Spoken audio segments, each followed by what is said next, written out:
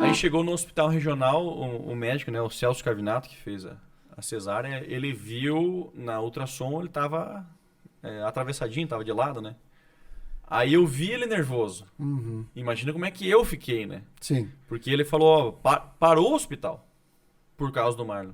Uhum. Parou o hospital pra resolver a situação. Tinha que fazer com urgência a cesárea. Na hora. Uhum. Né? Tanto que quando a gente saiu do Hospital São Francisco, o médico estava lá de plantão e falou assim, ó, pra ambulância, vai devagar, não salte lombada, porque essa criança pode nascer dentro da ambulância. Cara, um pai ouvir um médico falar isso, é desespero. Não tem? Aí eu vi, cara, eu tô lascado.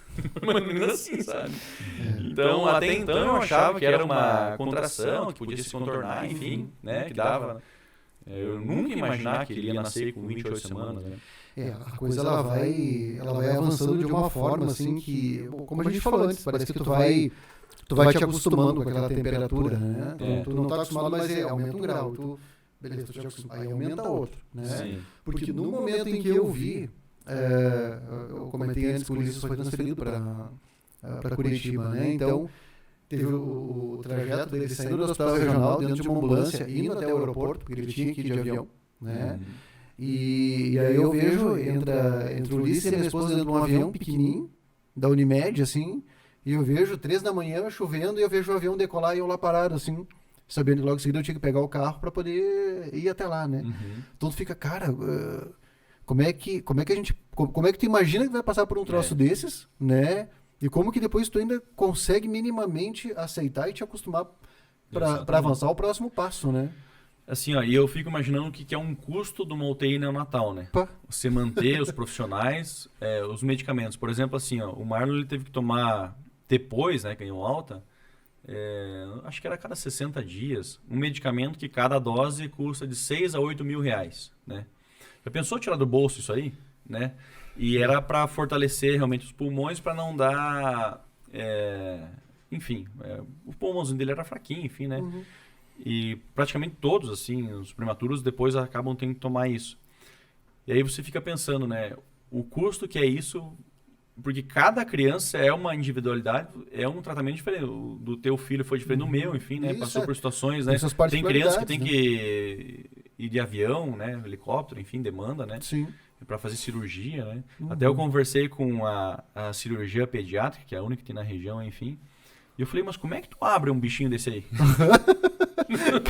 Como é que tu consegue isso, abrir né? uma criancinha desse tamanho? E ela falou assim, mas é igual um adulto, só que é pequenininho. Né? Tipo assim, pra ela abrir, né? Ela falou, as trepinhas parecem esses fiozinhos aí. Então, assim, tá habituada, né? Sim. Pra nós é uma coisa muito, né? De outro mundo, Mas assim, você vê como uma criança é forte, né? Porque assim, passa por cirurgia, passa isso, passa aquilo e sobrevive. A chance de sobrevida num prematuro, pelo menos no hospital regional, eu vi na reportagem que o Leandro Cizerniaski fez, no Jornal do Beltrão, é de 90% a 95%, isso é muito alto. É muito alto. Isso aí é índice de Japão, assim, que é a referência internacional de prematuridade. Então, assim, nós estamos privilegiados. Sim. Privilegiados. Com certeza. Eu acho que até falta valorizar, reconhecer mais o que nós temos aqui. Né? Eu acho que, assim, para muitas áreas, né? O hospital regional, ele é fantástico, né? Ele traz um atendimento aí que não tem igual. Não, tem ótimos profissionais lá, né? E não é só a estrutura física, né? O Hélio estava relatando aqui antes, né, no off, que a diferença que ele sentiu aqui, o contraste entre o tratamento humano aqui em um outro hospital lá em Curitiba, foi muito grande. Né? Teve esse comparativo já, né? Porque o comparativo ele é absurdo, porque assim, o meu filho foi pro Pequeno Príncipe, tu pensa, cara, o Pequeno Príncipe ele é referência. Né? Ele é referência, né? E aqui, conforme as coisas avançavam, tinha todo um trato, como tu também relatou, né? E lá no Pequeno Príncipe, infelizmente, não, né? A minha esposa que estava acompanhando ele na UTI recebeu notícias assim pesadas. E não assim do médico contando para ela com algum tato, não, foi contando para os estagiários. Então, esse aqui, paciente tal, não sei o que, aconteceu tal coisa, e a minha esposa recebendo notícias assim do médico, falando aqui para os alunos dele, e ela parando o médico assim, não, mas como assim? Como assim? Como é que é? O que tu falou? Ah, não te falaram ainda? Não. Claro que tu pensa que é um hospital maior, tu pensa que o fluxo de gente é muito maior, acredito que sim, é um pouco difícil de tu cobrar. Eu acho difícil, não. Acho que se tu tá lidando com criança, se é uma UTI, né? Tu tem que cobrar esse tato, né? Eu acho que esse é o mínimo aí, né? Enfim. Exatamente. Então, realmente a gente precisa enaltecer, porque o trabalho do Hospital Regional aqui, ele é fantástico mesmo. foi ajudou a amenizar a situação e tenho certeza que com todos os pais aconteceu isso aí, né? Então, eu sempre gosto de valorizar, assim, dá orgulho de ver que é SUS, né? Uhum. Porque a gente costuma reclamar muito do SUS, né? Sim. Mas essa alta complexidade está muito bem atendida. Não, tá sim. Eu acho que tem gente que reclama sem saber também, né? Porque não conhece a realidade do que é a saúde pública em outros estados, em outras regiões, né? Sim. Então, aqui, por mais que né? existam aqui existam alguns problemas no atendimento público, sempre existe. Sim. Assim como existe no privado. Também né? existe. Mas o pessoal gosta muito de sentar a lenha, sem saber o que outras regiões passam, né? Eu lembro quando eu estava fazendo uma pós, veio um professor do Rio de Janeiro. E ele, acho que era na época desse governador que agora está preso, que agora foi liberto, né? Mas ele dizia assim, ele usava palavrões, um professor extremamente culto, educado, ele usava palavrões pesadíssimos para se referir ao governador, que naquela época andava fazendo festa pelo exterior. E ele dizia assim, vocês não sabem o que é o Rio de Janeiro. Vocês reclamam aqui, lá as pessoas no atendimento público elas estão deitadas na calçada esperando atendimento. Nossa, isso é verdade. Então a gente tem uma estrutura aqui que é boa, tem um hospital que é referência e às vezes a gente fica procurando defeitos em vez de enaltecer, assim, ou de ter um pouquinho de compreensão, né? Porque perfeição não existe. Algumas coisas vão escapar, não tem jeito. Né? Com certeza. Não, mas eu fico muito feliz em falar sobre isso, assim, porque eu vi com as outras famílias também, tudo foi muito, muito bom mesmo. E eu acho que assim, quando a gente fala sobre prematuridade, a gente tem que sempre, como eu falei, buscar um pouco de noções, né? Entrar numa gestação, sabendo um pouquinho de informação básica, claro, né? Não precisa ficar anoiado, enfim. Mas é uma forma de você prevenir também, né? É uma forma de você prevenir também. Sabe, algum exame de urina, algum exame de sangue pode evitar, né? Porque você pode tratar a infecção na mãe já, né? Então, às vezes acontece por conta de uma infecção urinária, acontecer a prematuridade, né? Então, você dá um antibiótico para a mãe ali e consegue manter a criança dentro, né? Da barriga, que é onde ela tem que ficar. Sim. A criança tem que ficar dentro da barriga. Quanto mais tempo ali... Cada dia, cada 24 horas ali dentro é uma vitória, né? Então, para nós, assim, foi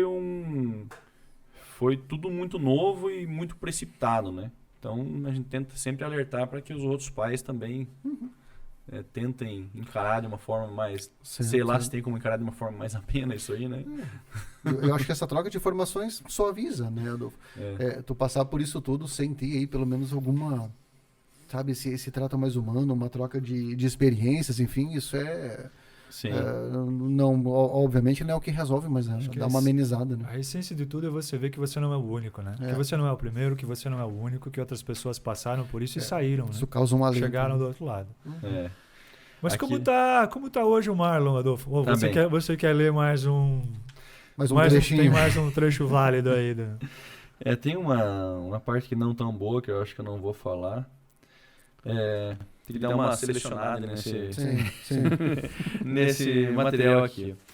Vamos lá, notícia do nascimento. Para que o tempo passasse, tentei comunicar os parentes e amigos com o celular. Mas no hospital regional não pega direito o sinal do telefone. Então, todos tentando falar comigo e nada de eu conseguir resolver. O rapaz da recepção disse que no estacionamento pegava melhor e fui até lá.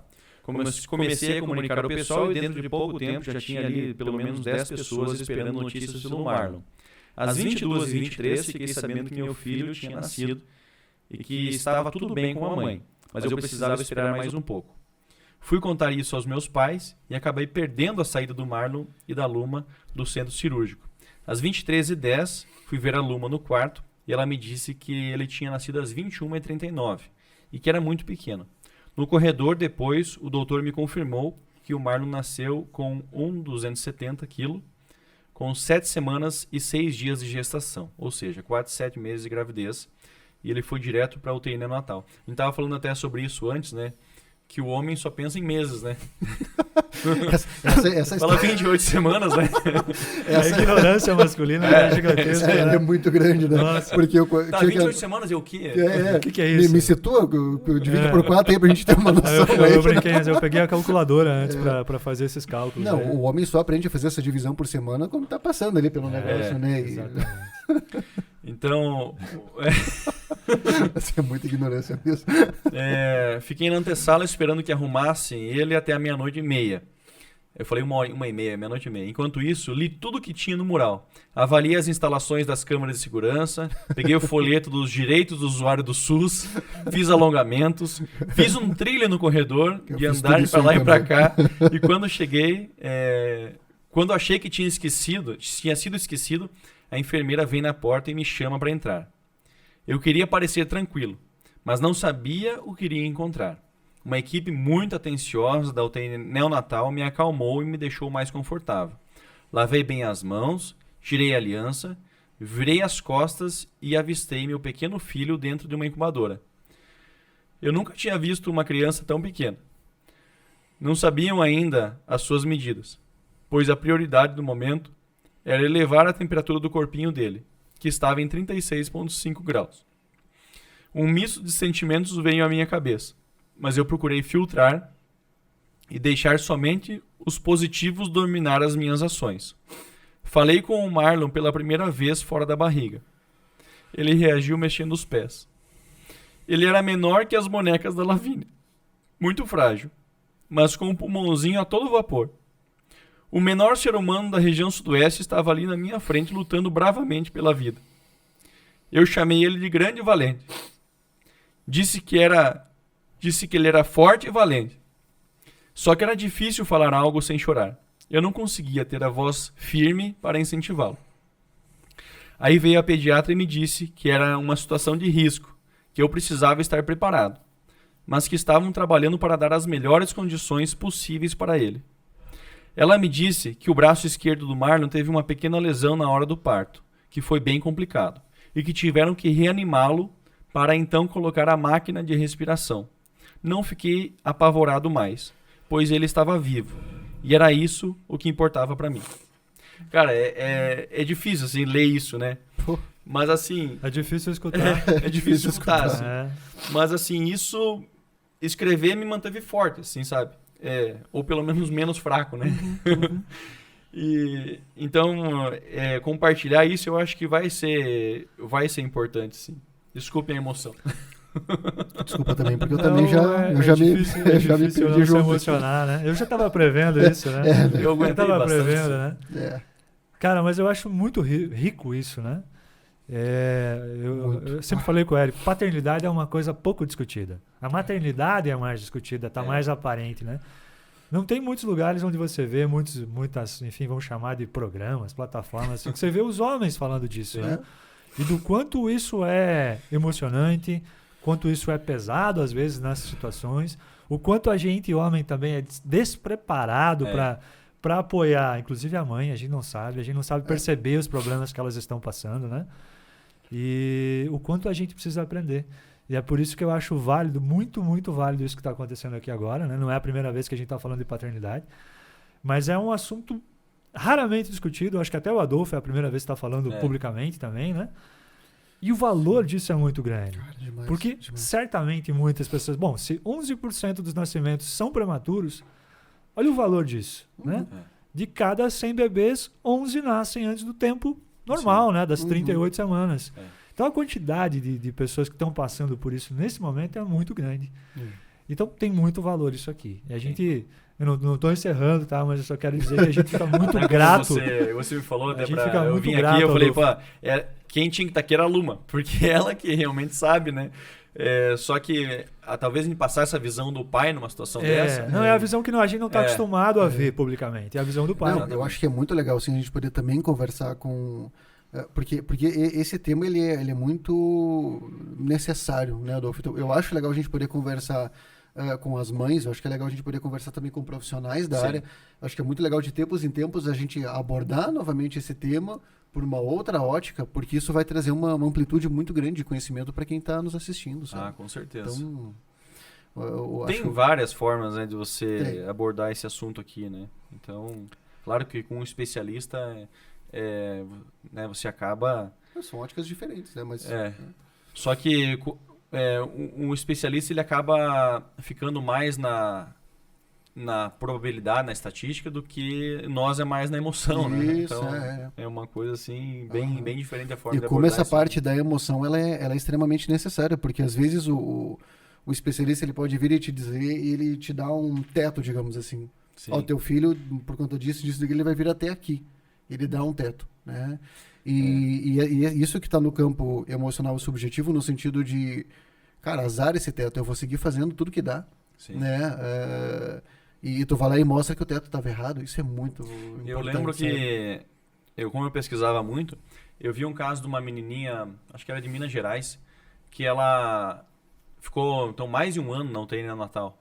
Nossa. E os médicos liberaram ela no dia do aniversário para poder comemorar o aniversário fora da UTI. Foi a vez que ela saiu, e com a condição que ela já voltasse imediatamente após o aniversário para, né? Então, assim, e nesse meio termo, nasceu um irmãozinho dela, né? Então, e o irmãozinho, né? A mãe, imagina como é que fica a mãe, né? Um intervalo de 1 ano e meio, acho que de uma criança e outra, enfim. Então, você vê como é variável isso, né? Não é uma forma que você faz, né? Cada situação... Como é que o médico vai prever, né? Que a gente quer saber de previsão. Chega lá, qual médico, quando que vai acontecer? Exato. Um dia de cada vez. Você quer uma data e um horário, se possível. Tanto que esse exemplo que eu falei, de que dá um teto, na verdade os profissionais hoje eles estão muito mais cautelosos com isso. De dizer, tem aí às vezes acontece, de tu ter um profissional que... mas eu acho que tá... Porque aí acontece, você falou que ia acontecer isso e aconteceu aquilo. Né? Então é difícil mesmo. Não tem como um profissional fazer uma previsão. O médico até falou pra mim, talvez uns 3 meses, eu imagino. Pode ser mais, pode ser menos. Foi menos, né? Sim, que bom.